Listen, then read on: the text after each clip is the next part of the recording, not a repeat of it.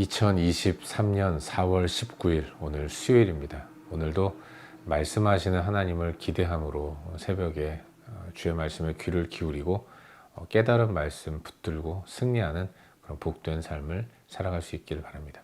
오늘 수요일인데요. 저녁에도 또 같은 본문을 가지고 하나님 말씀을 나눕니다. 다 함께 또 수요예배도 사모하는 마음으로 형편이 되시는 분들은 또 예배당에 나오셔서, 그렇지 않은 분들은 인터넷으로라도 예배를 사모하는 마음으로 참여하셔서 말씀의 은혜를 받으시기를 바랍니다.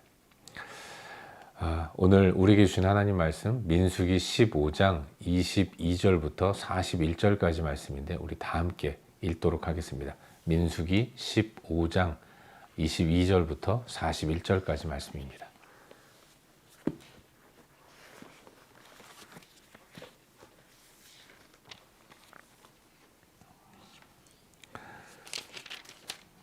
함께 읽겠습니다. 너희가 그릇 범죄하여 여호와가 모세에게 말씀하신 이 모든 명령을 지키지 못하되 곧 여호와께서 모세를 통하여 너희에게 명령한 모든 것을 여호와께서 명령하신 날 이후부터 너희 대대에 지키지 못하여 회중이 부지 중에 범죄하였거든. 온 회중은 수송아지 한 마리를 여호와께 향기로운 화제로 드리고 규례대로 소제와 전제를 드리고 순념소 한 마리를 속죄제로 드릴 것이라. 제사장이 이스라엘 자손의 온 회중을 위하여 속죄하면 그들이 사함을 받으리니 이는 그가 부지 중에 범죄함이며 또 부지 중에 범죄함으로 말미암아 헌물 곧 화제와 속죄제를 여호와께 드렸음이라. 이스라엘 자손의 온 회중과 그들 중에 거류하는 타국인도 사함을 받을 것은 온 백성이 부지 중에 범죄하였음이니라. 만일 한 사람이 부지 중에 범죄하면 1년 된 암염소로 속죄제를 드릴 것이요 제사장은 그 부지 중에 범죄한 사람이 부지 중에 여호와 앞에 범한 죄를 위하여 속죄하여 그 죄를 속할지니 그리하면 사함을 얻으리라. 이스라엘 자손 중 본토 소생이든지 그들 중에 거류하는 타국인이든지 누구든 부지 중에 범죄한 자에 대한 법이 동일하거니와 본토인이든지 타국인이든지 고의로 무엇을 범하면 누구나 여호와를 비방하는 자니 그들 백성 중에서 끊어질 것이라. 그런 사람은 여호와의 말씀을 멸시하고 그의 명령을 파괴하였은즉 그의 죄악이 자기에게로 돌아가서 온전히 끊어지리라. 이스라엘 자손이 광야에 거류할 때에 안식일에 어떤 사람이 나무하는 것을 발견한지라. 그 나무하는 자를 발견한 자들이 그를 모세와 아론과 온 회중 앞으로 끌어왔으나 어떻게 처치하는지 지시하심을 받지 못한 고로 가두었더니 여호와께서 모세에게 이르시되 그 사람을 반드시 죽일지니 온 회중이 진영 밖에서 돌로 그를 칠지니라. 온 회중이 곧 그를 진영 밖으로 끌어내고 돌로 그를 쳐 죽여서 여호와께서 모세에게 명령하신 대로 하니라. 여호와께서 모세에게 말씀하여 이르시되 이스라엘 자손에게 명령하여 대대로 그들의 옷단 귀에 술을 만들고 청색끈을 그 귀의 술에 더하라. 이 술은 너희가 보고 여호와의 모든 계명을 기억하여 준행하고 너희를 방종하게 하는 자신의 마음과 눈의 욕심을 따라 음행하지 않게 하기 위함이라. 그리하여 너희가 내 모든 계명을 기억하고 행하면 너희의 하나님 여호와 앞에 거룩하리라. 나는 여호와 너희 하나님이라.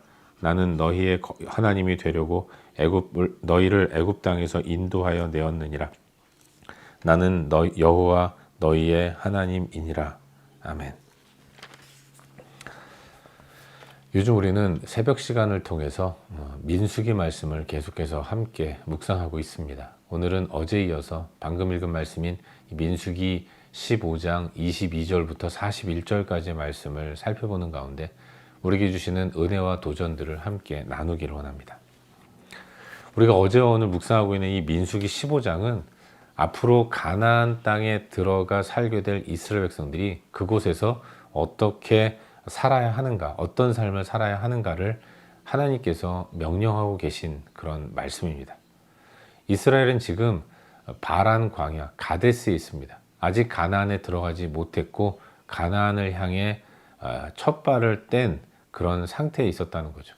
그런 광야 가운데 있는 이스라엘 백성들에게 하나님이 가나안에서 들어가 살게 될 삶의 모습을 설명하시고 말씀하시고 명령하고 계신다는 것입니다.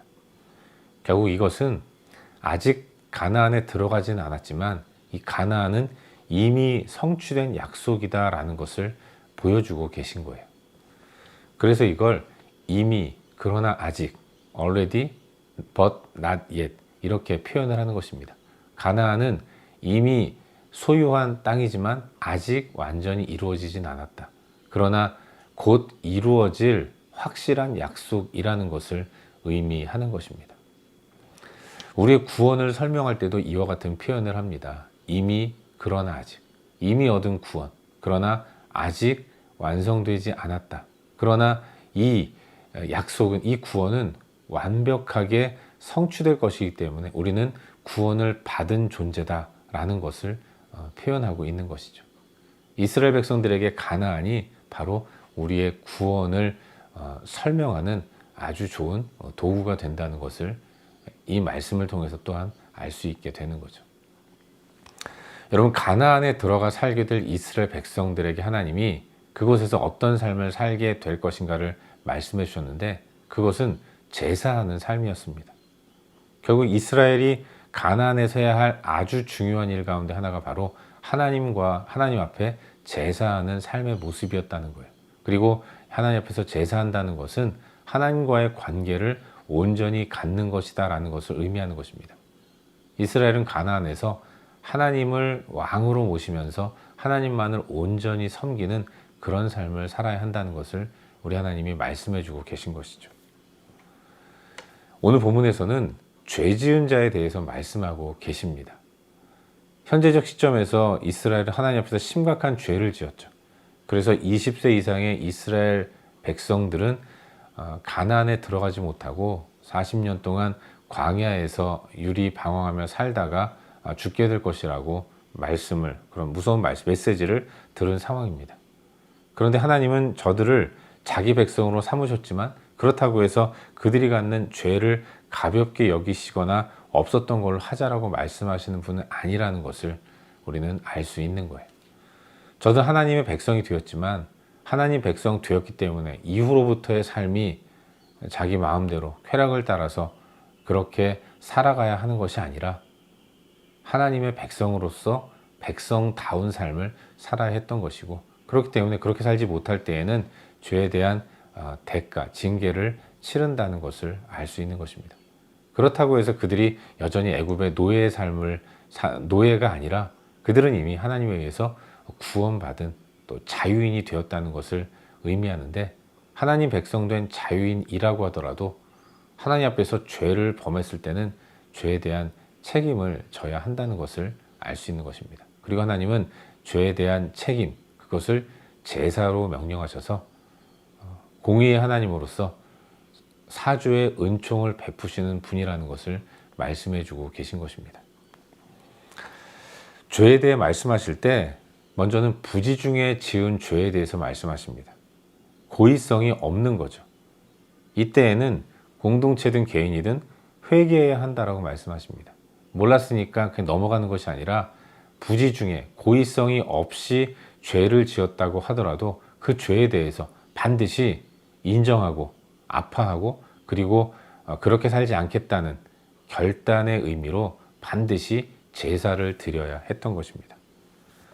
회중이, 공동체가 부지 중에 죄를 지었다면 수송아지 한 마리를 제물로 드려서 속죄제를 드려야 했던 것입니다. 또 개인이 부지 중에 죄를 지었을 때는 1년 된 암염소를 제물로 삼아서 속죄제를 드려야 했던 거예요. 개인이 지은 부지 중의 죄, 그리고 공동체가 지은 부지 중의 죄, 이 모든 것들 또한 속죄제를 통해서 하나님 앞에 용서를 구해야 했던 것입니다. 그리고 하나님이 제사장을 통해서 회중의 죄를, 회중이 드리는 제사를 받으실 때 죄를 용서해 주시면 그 죄 사함은 본토인이든 이스라엘 백성이든 아니면 이스라엘 가운데 거하는 이 타국인이든 사주의 은총은 모두에게 유효하다고 말씀하고 있습니다. 개인이 지은 부지 중의 죄 또한 회개할 때 본토 소생이든 타국인이나 다 동일하게 사주의 은총을 받게 된다는 것을 말씀하고 있어요. 하지만 고의성을 가지고 지은 죄에 대해서는 그것은 여호와를 비방하는 자로 규정을 하십니다.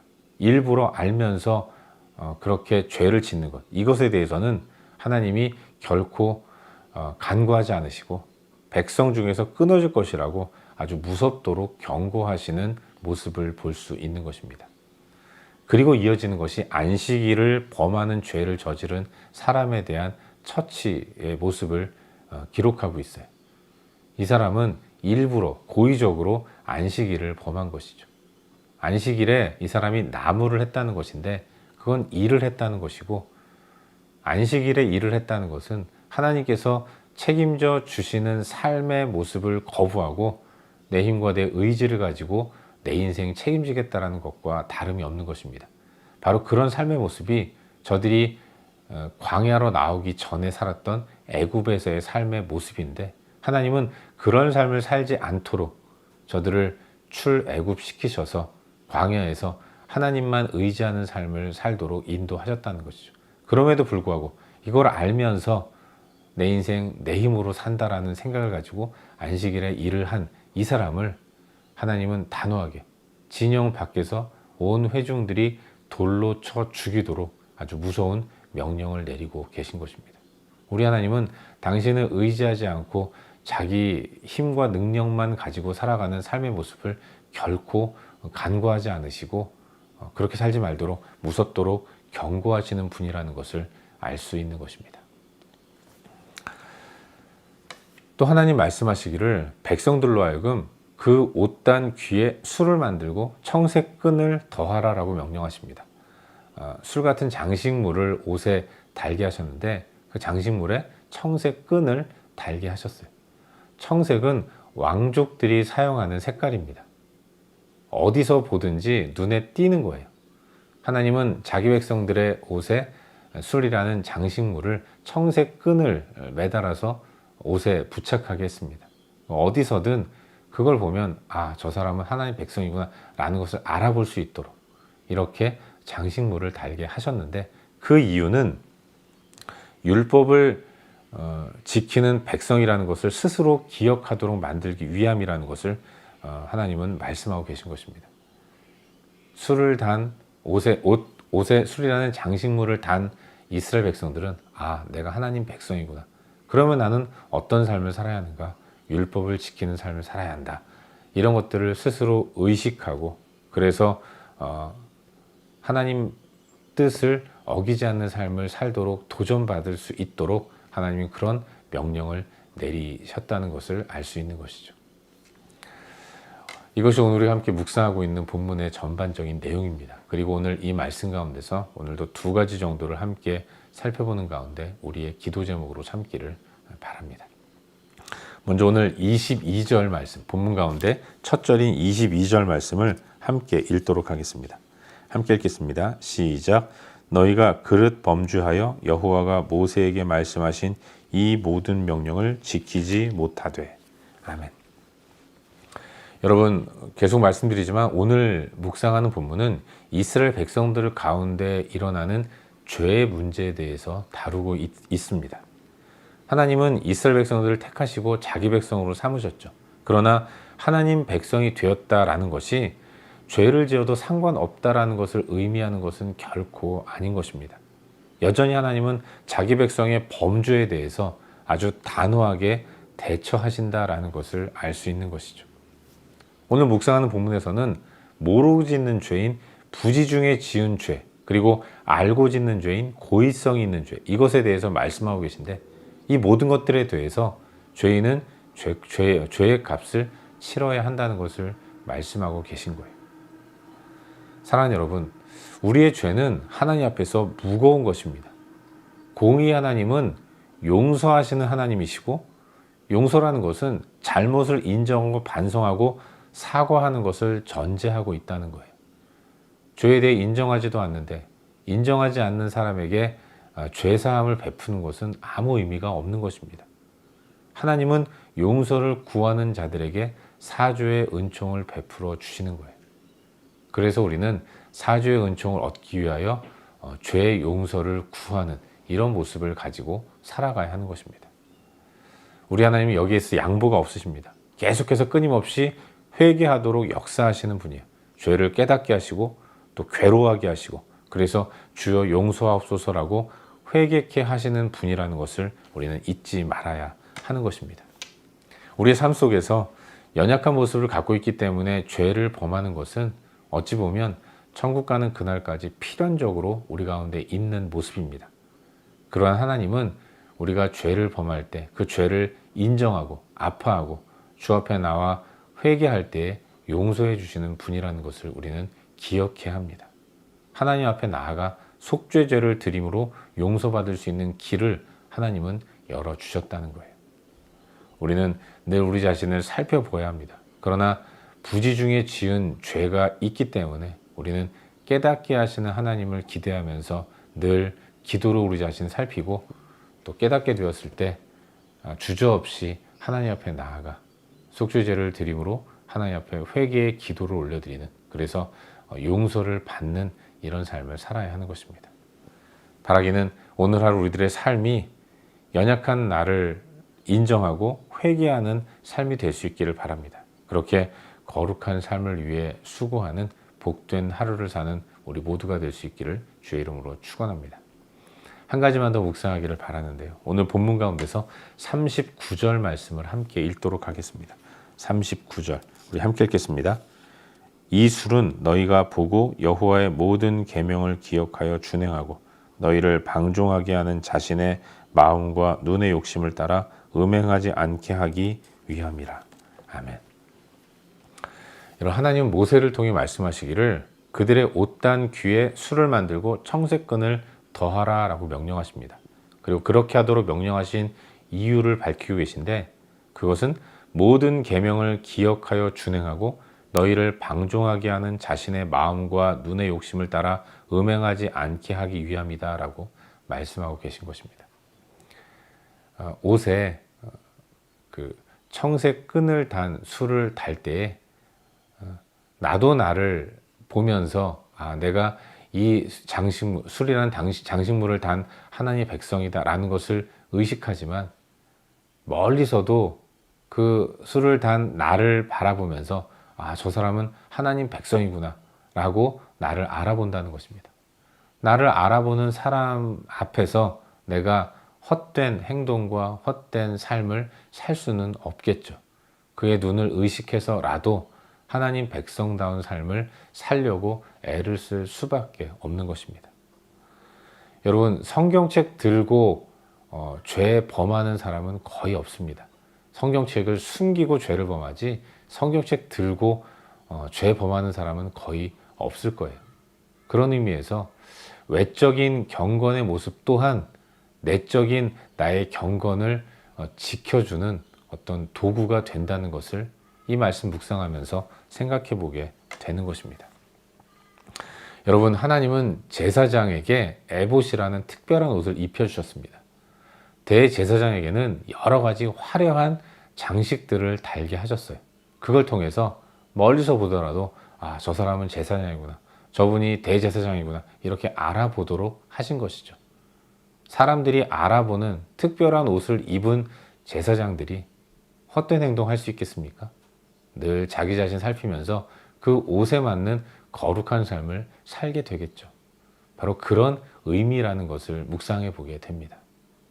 사랑하는 여러분, 하나님은 우리에게 청색끈을 단 술을 우리의 옷단에 달아주셨습니다. 나는 하나님의 백성이에요. 나는 하나님의 백성이라는 사실을 기억하는 가운데 이 모습에 부끄럽지 않은 삶을 살기 위해 노력하는 모습을 가져야 합니다. 우리가 노력한다고 해서 완벽한 삶을 살 수는 없겠죠. 그러나 하나님 앞에서 그렇게 사모하는 마음을 가지고 애쓰고 수고할 때 하나님 우리의 모습을 기쁘게 받으시고 은혜를 베풀어 주실 줄 믿습니다. 우리는 우리 옷에 하나님께서 달아주신 귀한 청색 끈을 단 술이 붙어 있다는 것을 기억하는 가운데 오늘 하루도 그렇게 하나님 백성다운 삶을 위해 수고하며 거룩한 삶을 지향하며 살아갈 줄로 믿습니다. 오늘도 그런 복된 삶을 사는 우리 모두가 될 수 있기를 주의 이름으로 축원합니다. 기도하겠습니다. 함께 기도할 때에 오늘 주신 말씀 붙들고 기도하기로 하는데요. 하나님, 오늘도 거룩을 힘써 지킬 수 있도록 은혜를 베풀어 주시옵소서. 내가 거룩한 하나님의 백성임을 기억하게 하시고 그렇게 말씀대로 온전히 살아갈 수 있도록 은혜를 베풀어 주시옵소서. 이 시간 주신 말씀 붙들고 함께 기도하기로 합니다. 계속해서 기도할 때에 우리의 중보가 필요한 많은 영역들을 위해 기도하시고 그리고 각자 개인적인 기도 제목 가지고 기도하시다가 일상의 삶의 자리로 나아가도록 하겠습니다. 함께 기도합시다.